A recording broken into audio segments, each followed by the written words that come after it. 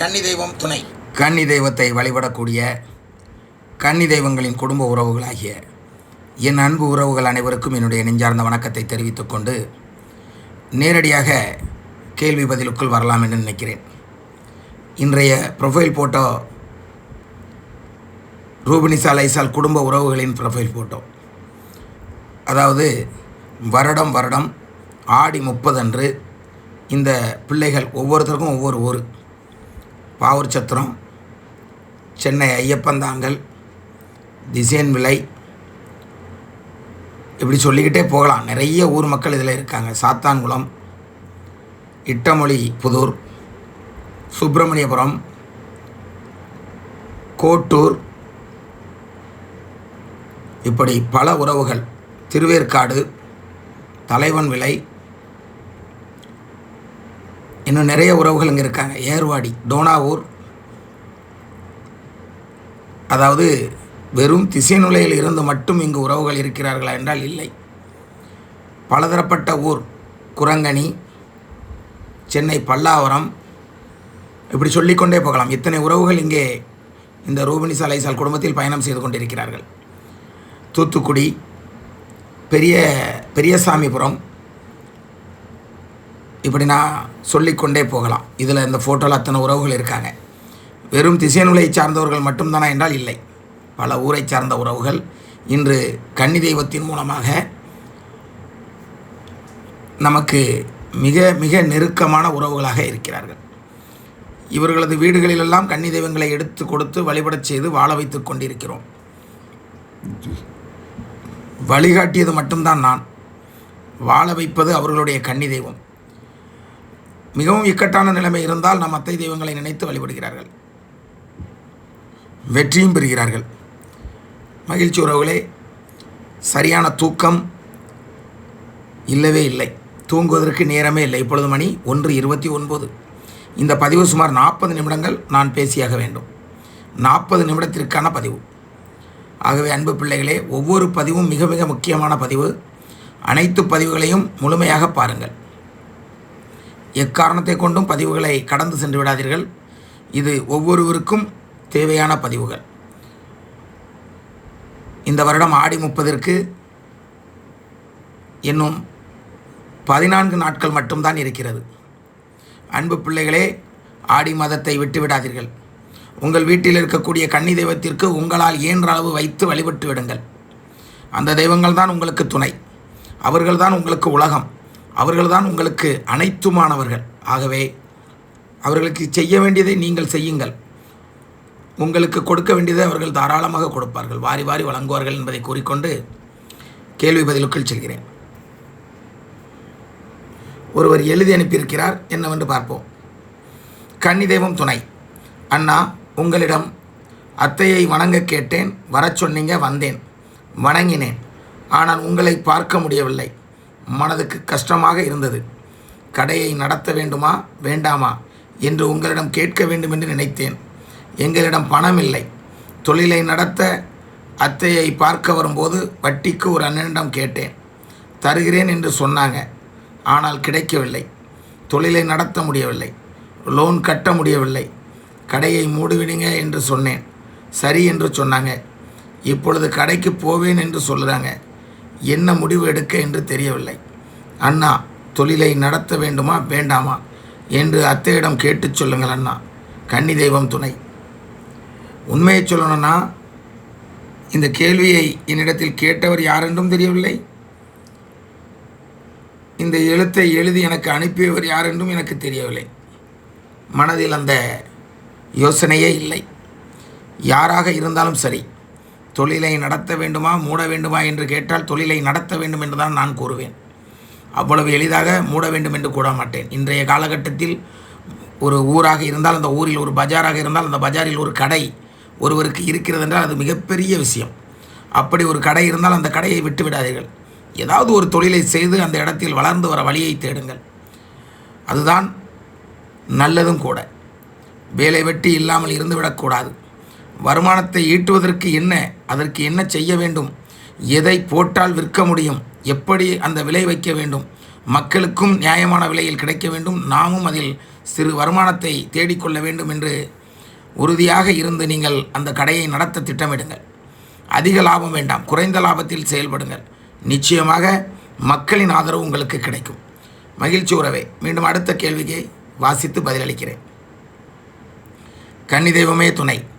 நேரம் காலம் பார்க்காமல் கன்னி தெய்வத்திற்காக உழைத்து கொண்டிருக்கும் லைசால் அண்ணனுக்கு அனைத்து கன்னி தெய்வமும் துணை. கன்னி தெய்வம் துணை, கன்னி தெய்வம் துணை, கன்னி தெய்வமே துணை என்று கூறியிருக்கிறார். எனக்கு அனைத்து கன்னி தெய்வமும் துணை என்று கூறியிருக்கிறார். நிச்சயமாக உண்மை, அதில் எந்த சந்தேகமும் வேண்டாம். அனைத்து கன்னி தெய்வத்தின் ஆசீர்வாதமும் எனக்கு இருக்க போய் தான் இந்த மாதிரி முதல்ல பேச முடியுதுங்கிறது உண்மை. காலையிலேருந்து தினமும் குறைஞ்சி பார்த்தாலும் 20 மணி நேரமாவது பேசியிருந்தேன் மக்களிடம். ஒரு நாளைக்கு இருப்பதோ 24 மணி நேரம், நான் பேசுவதோ கன்னி தெய்வங்களுக்காக 20 மணி நேரம். ஆகவே அதனால தான் கொஞ்சம் தொண்டெல்லாம் மாறிட்டு, குரல்லாம் மாறிட்டு, நிறைய பேசுகிறேன். நிறைய உறவுகள் தேடி வராங்க. மாலை 6 மணி ஆகிட்டா அத்தைகளின் இல்லத்தில் நிறைய உறவுகள் வருகிறார்கள்.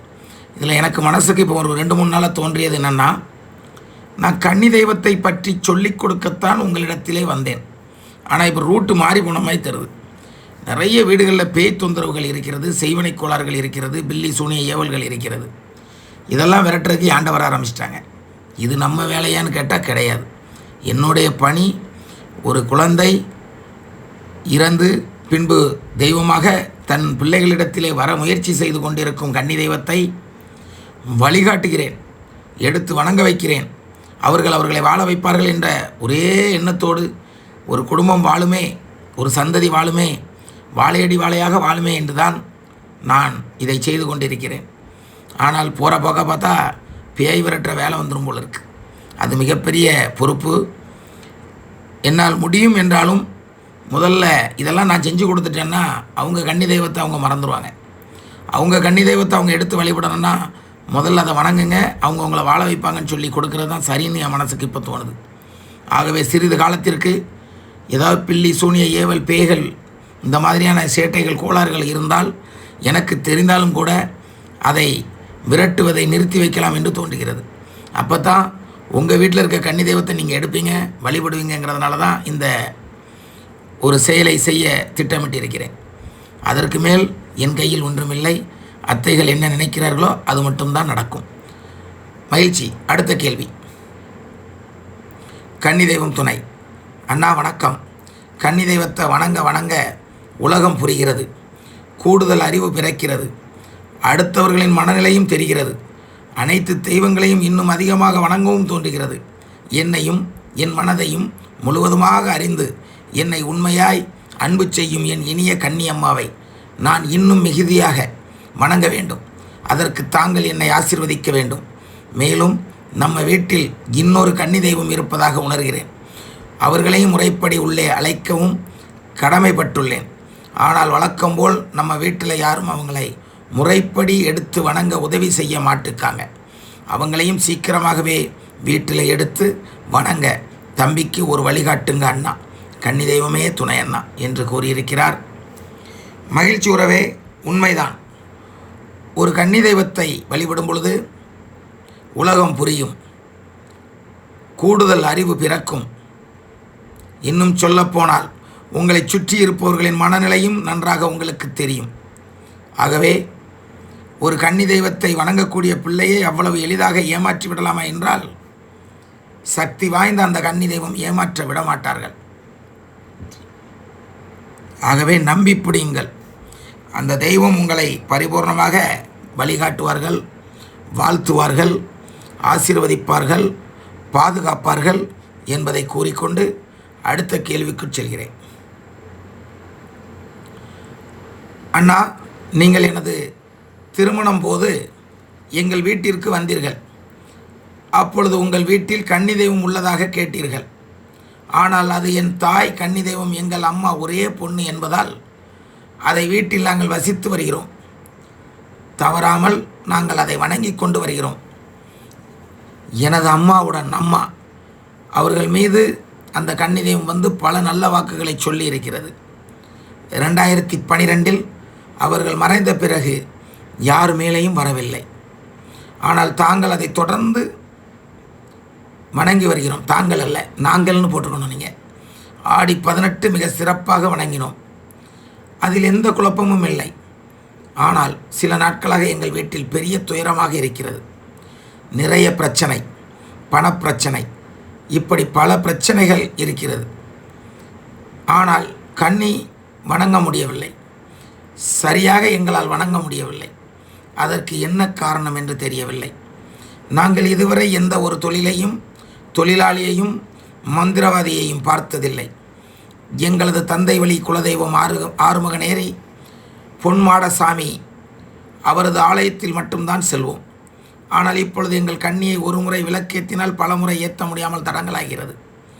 அதனால் என்ன செய்வதென்று தெரியவில்லை. வீட்டிலும் மறுமை கொஞ்சம் அதிகமானது. நேரம் கிடைக்கும் போதெல்லாம் உங்கள் பதிவை நான் கேட்டுக்கொள்கிறேன். நான் தூத்துக்குடியிலிருந்து ஸ்விக்கி வேலை செய்கிறேன் அப்படின்னு போட்டிருக்காங்க. எழுத்துக்களை வாசித்து விட்டு எனக்கு அனுப்புங்கள். உங்களிடம் பேச வேண்டும் என்று நிறைய நேரம் நினைத்தேன். ஆனால் நான் உங்களை தொந்தரவு செய்துவிடக்கூடாது என்ற காரணத்தினால் ஃபோன் செய்ய முடியவில்லை. உங்களுக்கு நேரம் கிடைக்கும் பொழுது இந்த பதிவை படித்து நல்ல பதிலை எனக்கு சொல்லுமாறு அன்புடன் கேட்டுக்கொள்கிறேன். இந்த பதிவில் பிழைகள் ஏதும் இருந்தால் மன்னித்து கொள்ளுங்கள். இதற்கு மேல் எனக்கு சொல்ல முடியவில்லை. கண்ணீர் தான் வருகிறது. மிகப்பெரிய பதிவு தான். உங்கள் கஷ்டம் எனக்கு தெரியுது. ஒரு முறை நீங்கள் தீபம் ஏற்றினா பல முறை ஏற்ற முடியலன்னு சொல்லியிருக்கீங்க. இது மிகப்பெரிய கஷ்டமான ஒரு விஷயம். அப்படி ஏற்ற முடியவில்லை என்றால் நிச்சயமாக உங்கள் இல்லத்தில் துஷ்ட ஆவிகள் நடமாடிக்கொண்டு இருக்கிறது என்றுதான் அர்த்தம். இதற்கு முன்பு வந்த கன்னி தெய்வம் இப்பொழுது வரவில்லை. அப்படி என்றால் உங்களுக்கு சந்தேகம் வரத்தான் செய்யும். சந்தேகப்பட வேண்டாம். நம்பி பிடிங்க, விடாதுங்க, வணங்காமல் விடாதுங்க. எத்தனை பிரச்சனை வந்தாலும் வணங்குவதை நிறுத்தி விடாதீர்கள். இன்னொரு விஷயம் நீங்கள் நல்லா தெரிஞ்சுக்கணும். ஒரு கன்னி தெய்வம் ஒரு உடம்பில் வந்தால், அந்த உடம்புக்காரர் இறந்து விட்டால் மீண்டும் நம் குடும்பத்தில் இன்னொரு உடம்பை தேர்ந்தெடுக்க அவர்கள் தயாராக இருப்பார்கள். அப்படி தயாராக இருந்தாலும் நம் குடும்பத்தில் கன்னி தெய்வத்தை சுமக்கக்கூடிய உடம்பு வேண்டும். அப்படி ஒரு உடம்பு இருந்தால் மட்டும்தான் அந்த தெய்வத்தால் வர இயலும். அப்படி இல்லை என்றால் மானசீகமாக அந்த தெய்வம் ஒருவர் உடம்பில் வராமல் உங்கள் குடும்பத்தை மென்மேலும் பாதுகாப்பார்களே தவிர வர முடியவில்லை என்று உங்களை விட்டுவிட்டு சென்று விட மாட்டார்கள். நீங்கள் மூளையை கடன் கொடுக்காமல் அந்த கன்னி தெய்வத்தை நம்பி வணங்குங்கள். நிச்சயம் ஒரு நாள் உங்களுக்கு விடிவு காலம் பிறக்கும் என்று கூறிக்கொண்டு அடுத்த கேள்விக்கு பதிலளிக்க வருகிறேன். ஐயா வணக்கம். 40 நாளில் அபார்சன் ஆனது கன்னி தெய்வமா, இல்லை குழந்தை பிறந்தால்தான் கணக்கா என்று கேட்டிருக்கிறார்கள். 40 நாளில் உருவம் வந்திருக்காதம்மா. உருவம் வந்து அது பெண் பிள்ளையாக இருந்தால் சக்தி வாய்ந்த கன்னி தெய்வம், ஆண் பிள்ளையாக இருந்தால் அதுவும் ஒரு கன்னி தெய்வம்தான். தன்னால் என்ன இயலுமோ அதை உங்களுக்கு செய்ய இயலும், முயற்சி பண்ணும். ஆகவே 40 நாட்கள் என்பது கன்னி தெய்வத்தோடு சேராது. அங்கு உடம்பே வந்திருக்காது, உடல் உறுப்புகள் வந்திருக்காது. ஆக இந்த கேள்வியிலிருந்து அடுத்த கேள்விக்கு வருகிறேன். ஐயா, உங்கள் பதிவுகளை பார்த்து கொண்டிருக்கிறேன். மிகவும் பயனுள்ளதாக இருக்கிறது. என் முன்னோர்கள் கன்னி தெய்வத்தை கும்பிட்டு வந்தார்கள். அது வருடக்கணக்கில் ஆனது. ஆனால் அது அம்மன் தெய்வமாக மாறுமா, இல்லை சேலைக்காரி அம்மனா வருமா என்று கேட்டிருக்கிறார்கள். கன்னி தெய்வம் என்பது எப்பொழுதும் கன்னி தெய்வம்தான். அவர்கள் அம்மனாக மாறுவதற்கு வாய்ப்பே இல்லை. சொல்லும் போது எனக்கு சிரிப்பு வருது. இது பைத்தியக்கார சிந்தனை. யாராவது முட்டாள்தனமாக சொல்லித்தந்தால் நம்பவே நம்பாதீர்கள். ஏனென்றால் ஒரு கன்னி தெய்வம் என்றுமே கன்னி தெய்வம்தான். கன்னி தெய்வத்திற்கு கும்ப கலயம் வைத்து கோபுரம் வைத்து நீங்கள் கன்னி கோயில் கட்டாதீர்கள். வீட்டிற்குள், சாதாரணமான வீட்டிற்குள் நம்மோடு பழகும் வண்ணமாக ஒரு பதியமைத்து அந்த பதியை வணங்கி அவர்களோடு நீங்களும் உங்களோடு அவர்களும் வாழ்ந்து வருவதுதான் சிறப்பு. மகிழ்ச்சி மீடியம். மீண்டும் அடுத்த கேள்விக்கு செல்வோம்.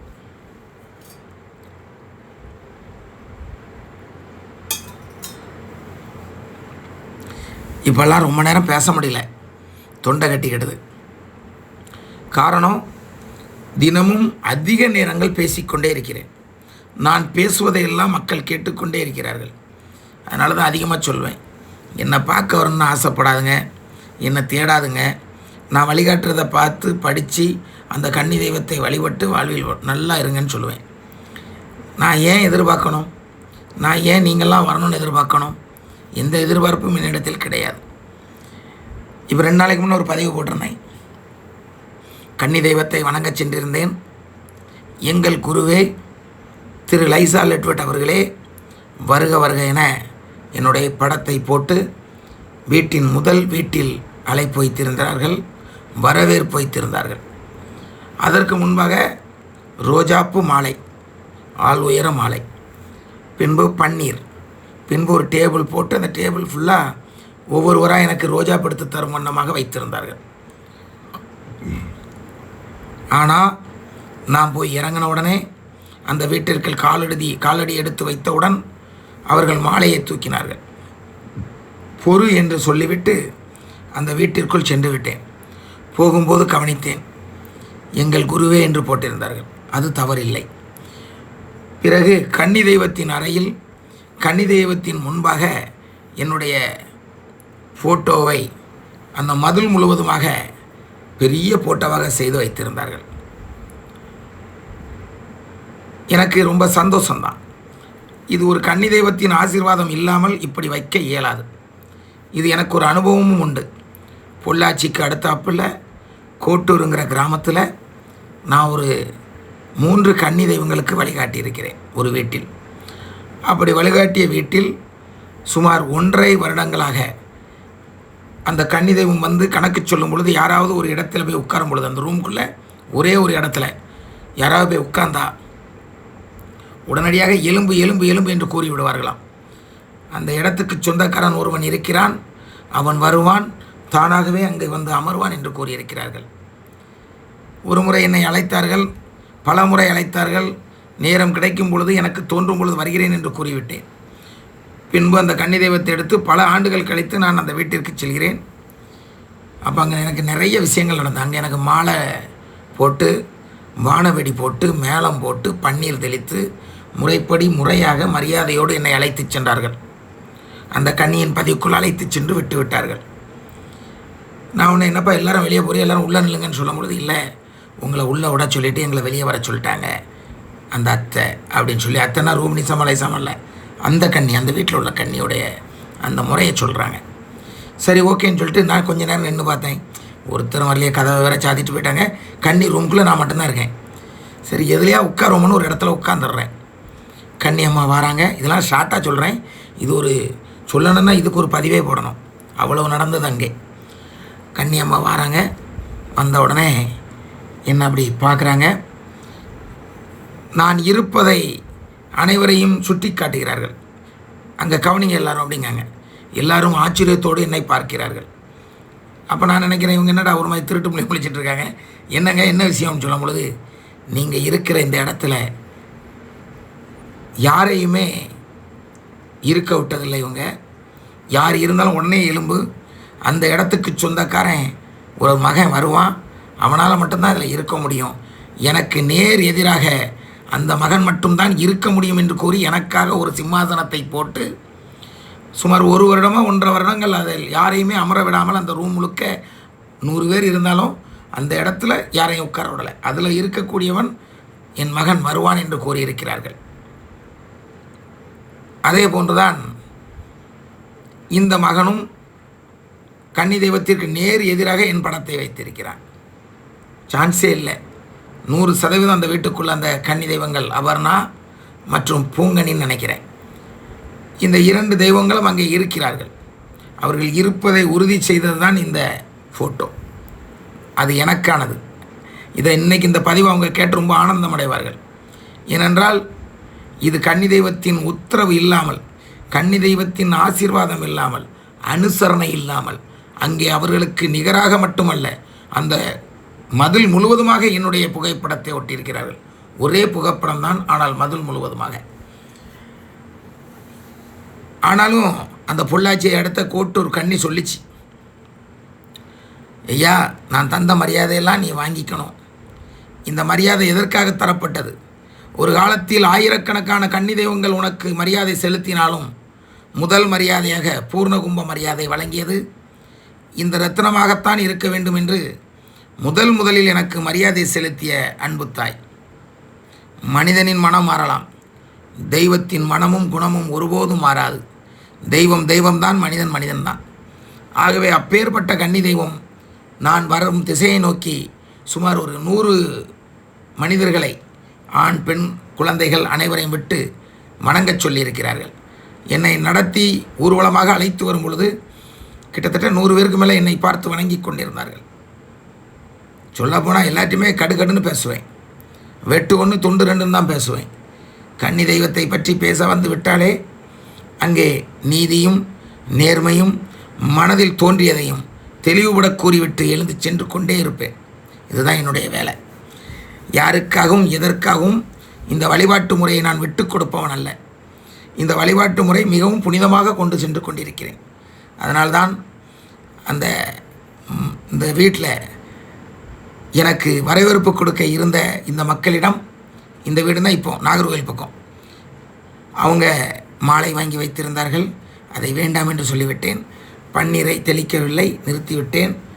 ஏனென்றால் எனக்கென்று தனிப்பட்ட முறையில் எந்த எதிர்பார்ப்பும் கிடையாது. அந்த மாலைக்குள்ளே துட்ட அந்த கன்னிக்கே செலவழிச்சிருக்கலாம், அது புண்ணியம். எனக்கு நீங்கள் தந்தாதான் நான் மகிழ்ச்சி அடைவேன், எனக்கு மாலை போட்டாதான் நான் பெருமையாக நினைப்பேன். அப்படியெல்லாம் ஒன்றுமே கிடையாது. உள்ளன்போடு என்னை மனதார குருவே என்று நினைக்கிறீர்களே, அதுவே போதும். அதுலேயும் அந்த வீட்டில் ஒரு சிறப்பான நிகழ்ச்சி ஒன்று நடந்து, இந்த மாலையை கண்ணிட்ட கொண்டு வையின்னு சொன்னோன்னே எதுவும் பேசாமல் கொண்டு வச்சுட்டாங்க, கவரோடு வச்சுட்டாங்க. அப்போ இனி என்றைக்கு இதில் மாலையோ எது வச்சாலும் கவரோடு வைக்காதுன்னு அதை எடுத்தேன். எடுக்கும்போது குனிஞ்சிருந்து அந்த மகன் அந்த கவரை உருவினார். மாலையை டக்குன்னு தூக்கி போட்டேன். அவருடைய கழுத்தில் அந்த மாலை விழுந்து விட்டது. யார் எனக்கு மாலை போட வேண்டும் என்று நினைத்து அவர் வீட்டில் வாங்கி வைத்திருந்தாரோ அவருடைய கழுத்திற்கே அந்த மாலையை போட வைத்து விட்டேன். அது எனக்கு மிகப்பெரிய மகிழ்ச்சி. வாழட்டும், மிகப்பெரிய வாழ்க்கையை வாழட்டும், அந்த கன்னி தெய்வம் அவர்களுக்கு கொடுக்கட்டும் என்று கூறிக்கொண்டு அடுத்த பதிவுக்கு செல்கிறேன். அடுத்த பதிவல்ல, அடுத்த கேள்விக்கு பதிலளிக்க செல்கிறேன்.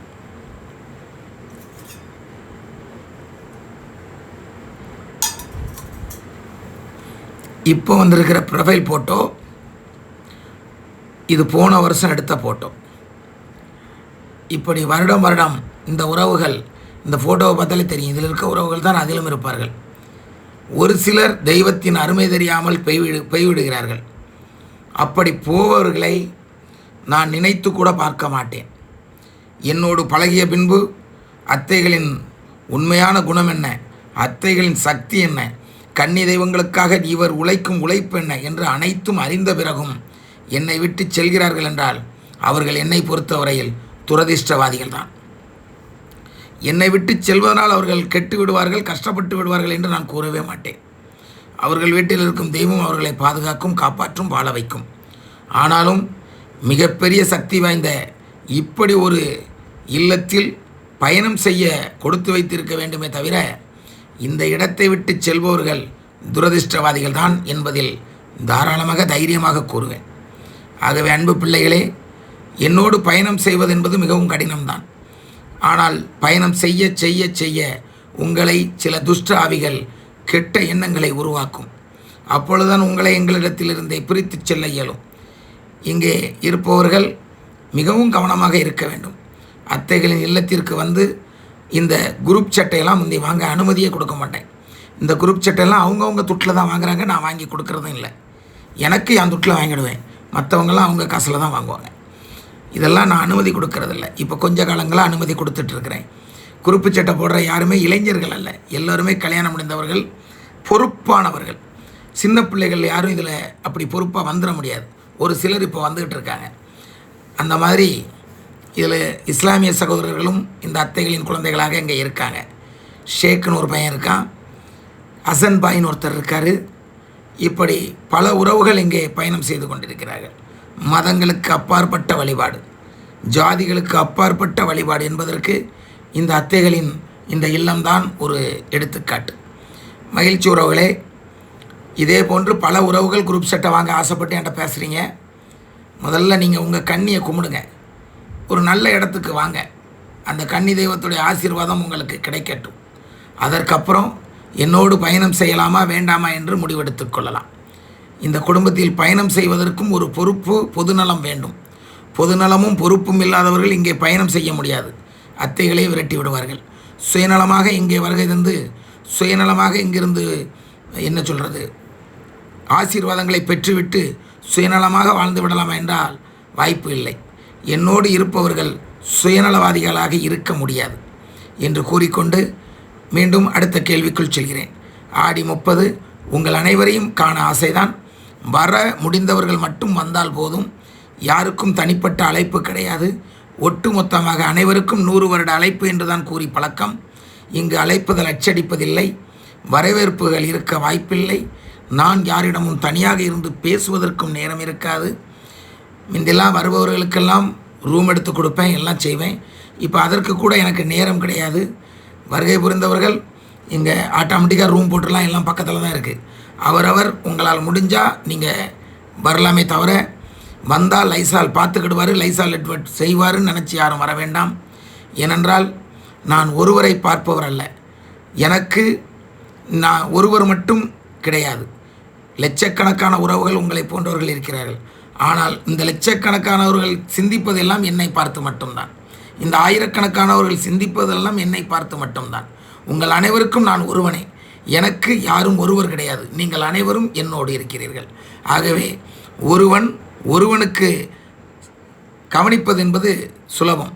ஒருவன் 1000 பேருக்கு கவனிக்க வேண்டும் என்பது கடினம். நீங்கள் 1000 பேர் ஒருவனை சந்திப்பது என்பது சுலபம், வந்தவுடன் சந்தித்து விடலாம். நான் 1000 பேரையும் சந்திக்க வேண்டும் என்பது கடினம். ஆனால் அந்த கடினமான வாழ்க்கையையும் சுலபமாக ஏற்றுக்கொண்டு இனிமையாக நடத்தி கொண்டிருக்கிறேன் அத்தைகளின் ஆசீர்வாதத்தோடு. ஆகவே அன்பு பிள்ளைகளே, நீங்கள் வந்தால் அத்தைகளின் ஆசீர்வாதம் நிச்சயமாக கிடைக்கும். என்னிடம் இருந்து பேசிவிடலாமா என்றால் கொஞ்சம் கஷ்டம்தான். அதுக்கு என்ன செய்யணும்னா, காலையில் மதியம்லாம் பார்த்து பேச முடியாது. நைட்டு 2 மணிக்கு மேலே என்கிட்ட பேசலாம். விடிய முழிச்சிருப்பேன். சாயந்தரம் விடியகாலம் 5 மணிக்கு மேலே தான் படுப்பேன். என்னிடம் சந்திக்க வேண்டும், பேச வேண்டும் என்று நினைத்தால் விடியற்காலை 2 மணிக்கு மேல் ஆடி 30 சந்திக்கலாம் என்று கூறிக்கொண்டு அடுத்த கேள்விக்கு செல்கிறேன்.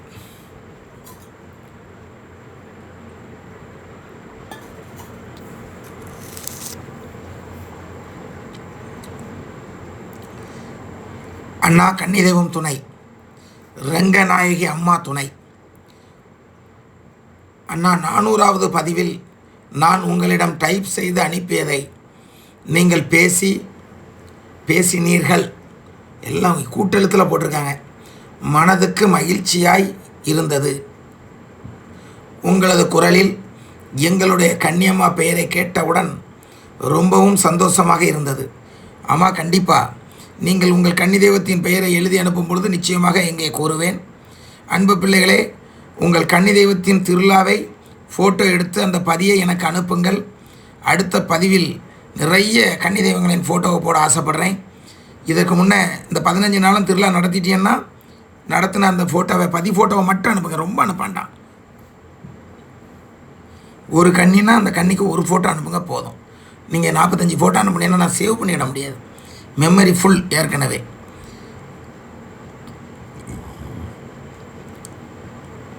அண்ணா, நாங்கள் ஸ்வீட் கடை வைத்திருக்கோம். அண்ணா, வியாபாரம் சுமாராக உள்ளது. கூட்டு தொழில் பண்ணினாங்க. அவருடைய அண்ணன் தம்பி 2 பேருமே ஏமாற்றி விட்டார்கள். இப்பொழுது நாங்கள் தனியாக கடை நடத்தி வைத்திருக்கிறோம். தனியாக தான் கடை வைத்திருக்கிறோம். கடன் வாங்கி தான் அண்ணா தொழில் பண்ணுறோம். என்னுடைய கணவருக்கு வேறு எந்த வேலையும் தெரியாது. நாங்கள் தனியாக கடை வைத்து ரொம்ப பயந்து இருந்தேன். நான் வருடம் ஒரு தடவை ஆடி மாதத்தில் வரலட்சுமி விரதம் எடுத்து கலசம் வைத்து விரதம் இருந்து சாமி கும்பிடுவேன். 3வது வருடம் நான் சாமி கும்பிட்டு என்னுடைய தோழி ஒருவர் அவங்களுடைய வீட்டுக்கு என்னை வர சொன்னாங்க. நான் அவங்க வீட்டுக்கு உள்ளே போனவுடன் ஒரு அக்காவுக்கு சாமி வந்தவுடன் நீயும் போ, அவங்கக்கிட்ட விபூதி வாங்கிக்கோ அப்படின்னு சொன்னாங்க. அவங்கக்கிட்ட விபூதி வாங்கையில் நான் யாருன்னு உனக்கு தெரியுமான்னு கேட்டாங்க. நான் யாருன்னு தெரியலை அப்படின்னு சொன்னேன். சொன்னவுடன் கோபப்பட்டார்கள். என்னுடைய பிள்ளையை இப்படி எல்லோரும் ஏமாற்றிட்டாங்க அப்படின்னு அழுதாங்க.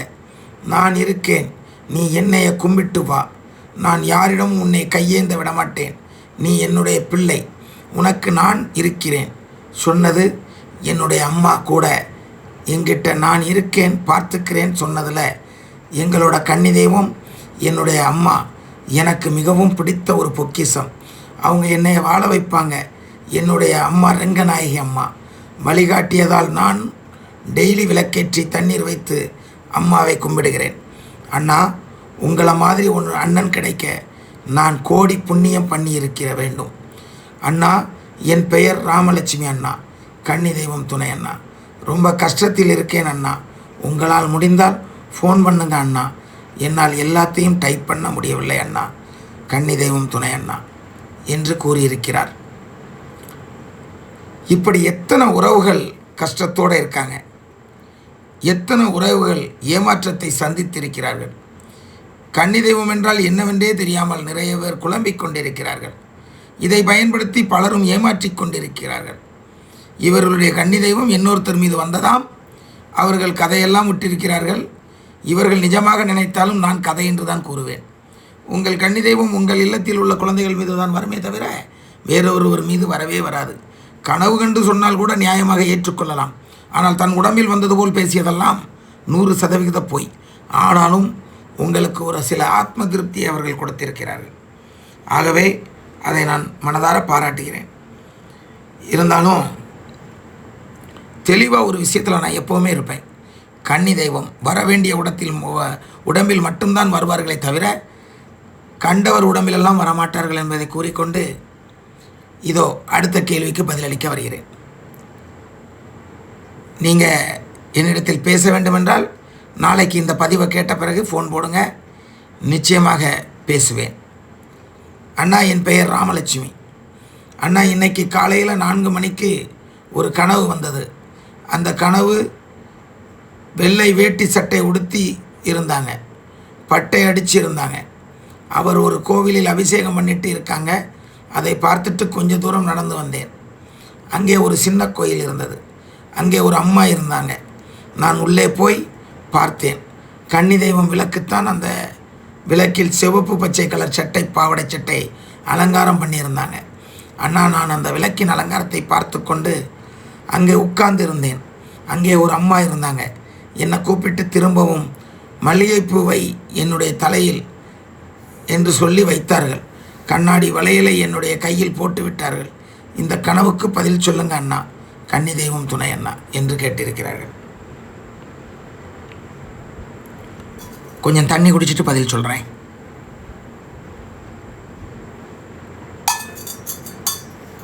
கிட்டத்தட்ட 33 நிமிஷம் பேசியிருக்கேன். தண்ணி குடித்தாச்சு. இது ஒரு அற்புதமான கனவம்மா. உன்னை காட்டியது நீ அல்ல, உன் வீட்டு கன்னி தெய்வம்.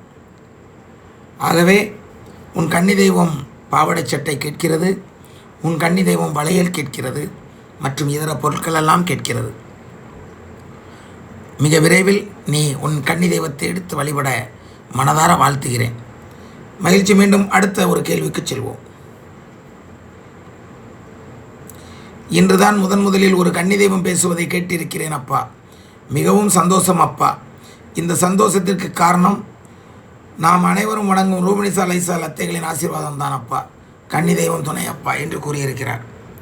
இந்த சந்தோஷத்துக்கு காரணம் அந்த ரூபனிசா லைசா அத்தைகள் மூலமாக கன்னி தெய்வத்திற்கு வழிகாட்டக்கூடிய இந்த மகன் என்பதை மறந்து விடாதீர்கள். இந்த மகனை இயக்கி கொண்டிருக்கும் அந்த அத்தைகள் தான் மூலக்காரணம் என்பதை மறந்து விடாதீர்கள். நாங்கள் இயக்க ஒவ்வொரு வீட்டிலும் கன்னி தெய்வம் இயங்கிக் கொண்டிருப்பார்கள் என்பதையும் மறந்து விடாதீர்கள். என் பேச்சை நினைத்து நம்பி பிடிக்கக்கூடிய ஒவ்வொரு பிள்ளைகளும் கன்னி தெய்வத்தின் பிள்ளைகளாகவே மாறுவார்கள் என்பதை மறந்து விடாதீர்கள். உங்கள் அனைவரின் இதயத்திலும் கன்னி தெய்வம் குடிகொண்டு விடுவாள் என்பதை மறந்து விடாதீர்கள். என்றும் உங்களோடு, உங்கள் குடும்பத்தோடு உங்களை வாழ வைக்கவே கன்னி தெய்வத்தை பற்றி இங்கு உரையாடி கொண்டிருக்கிறேன் என்பதை மறந்து விடாதீர்கள். ஆகவே அன்பு பிள்ளைகளே, அத்தைகளின் ஆசீர்வாதம் இல்லாமல் இவ்வளவு நேரம் என்னால் உழைத்து விட முடியாது. நேரம் சரியாக 2:01 அதிகாலை. இன்னும் ஒரு 3 மணி நேரம் தூங்குவேன். 5 மணிக்கு முழிச்சிருவேன், இல்லை 5:15க்கு முழிச்சிருவேன். அதுக்கப்புறம் ரொட்டேன். மீண்டும் மக்கள் தேடி வர ஆரம்பித்து விடுகிறார்கள். எல்லாரையும் விரட்டன்னா ஒன்று செய்யணும். ஒரு தாம்பளை தட்டு வச்சு எல்லாம் துட்டு வச்சுட்டு பேசுங்கப்பான்னு சொல்லணும். கூட்டம் குறைஞ்சிரும், தப்பிச்சிடலாம். மகிழ்ச்சி உறவுகளே, இது ஒரு சிரிப்பிற்காக கூறப்பட்ட வார்த்தையை தவிர எக்காலத்திலும் எந்த சூழ்நிலையிலும் எவரிடத்திலும் காணிக்கையோ தட்சணையோ குருதட்சணையோ எதிர்பார்ப்பதில்லை என்பதை நெஞ்சை நிமிர்த்தி நிறைவான எண்ணத்தோடு உறுதியாக கூறுகிறேன். அடுத்த கேள்வி என்னவென்று பார்ப்போம்.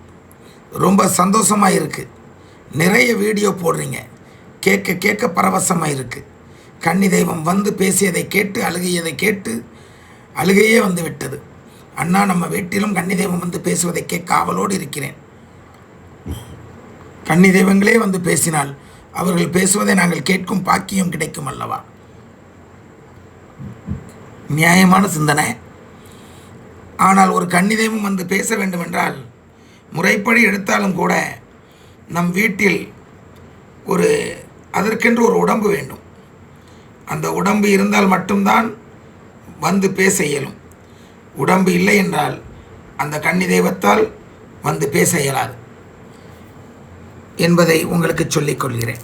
ஆனாலும் அந்த கன்னி தெய்வம் நம் கூடவே இருந்து விளக்கின் தீபத்தை ஏற்று நீங்கள் பேசுவதையெல்லாம் கேட்டு உங்களுக்கு செய்ய வேண்டியதெல்லாம் செய்வார்கள். மகிழ்ச்சி. இப்பொழுது அனைவரின் விருப்பத்திற்காக தூத்துக்குடியில் ஒரு கன்னி தெய்வத்தை எடுத்து கொடுத்திருந்தேன். எடுத்து கொடுத்து இரவு 12:30 மணிக்கு கன்னி தெய்வம் எடுத்த நாள் அன்று அனைவரும் என்னிடத்தில் பேசுவார்கள். அப்படி பேசும் பொழுது கன்னி தெய்வம் என்னிடம் பேசிய சில வார்த்தைகள். இது ஒரு கன்னி தெய்வம் தூத்துக்குடியிலிருந்து பேசினது. ஆகா, காங்களைய பேசினதை காங்கல உறவுகளே வருதான்னு பார்க்கேன்.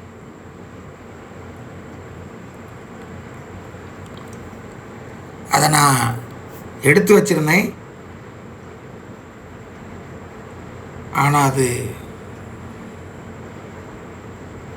வரவில்லை. என்னன்னு தெரியல. ஒரு நிமிஷம் வெயிட் பண்ணுங்க.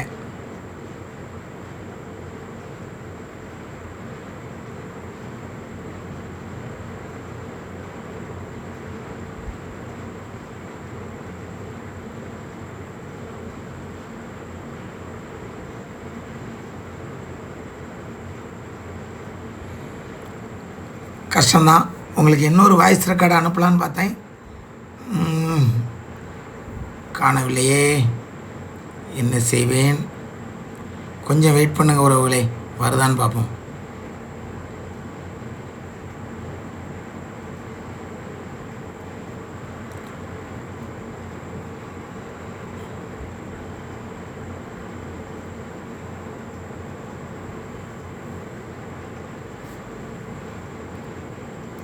சரி, இன்னொரு நாள் அதை நான் உங்களுக்கெல்லாம் போட்டு காட்டுறேன்.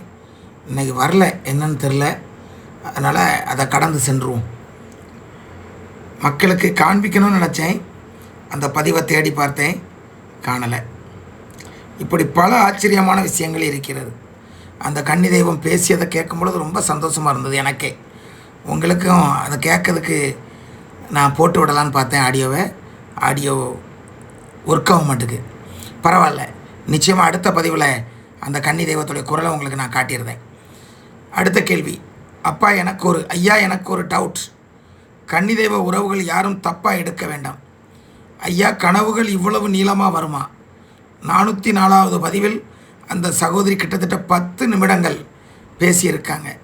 நமக்கு வரக்கூடிய நல்லது கெட்டது எல்லாம் கனவில் ஒரு சில நிமிடங்கள் தான் வரும். சாரி ஐயா, தப்பாக இருந்தால் மன்னித்து விடவும் என்று கூறியிருக்கிறார்கள். அதாவது கனவு கொஞ்சமாக தான் வந்திருக்கும். அதை விளக்கமாக விரிவாக என்னிடத்தில் கூறியிருப்பார்கள். ஒரு 2 நிமிஷம் கனவு கூட 10 நிமிஷமாக கூறியிருக்கலாம். ஆகவே அதை தவறாக எண்ண வேண்டாம். இங்கு யாரும் போலியாக பேச மாட்டார்கள். ஏனென்றால் என் நாவில் மட்டுமல்ல, என் இதயத்தில் மட்டுமல்ல, என்னுடைய ஒவ்வொரு பேச்சிலும் நான் வணங்கக்கூடிய தெய்வங்கள் இருக்கிறார்கள். நான் வழிகாட்டக்கூடிய தெய்வங்கள் இருக்கிறார்கள். என்னை அவ்வளவு எளிதாக ஏமாற்றிவிட முடியாது. என்னை ஏமாற்ற நினைப்பவர்கள் தான் ஏமாந்து போவார்கள். இதுதான் உண்மை என்று கூறிக்கொண்டு இன்றைய பதிவிலிருந்து விடைபெற்று மீண்டும் நாளை சந்திப்போம். கன்னி தெய்வம் துணை, கன்னி தெய்வம் துணை, கன்னி தெய்வமே துணை.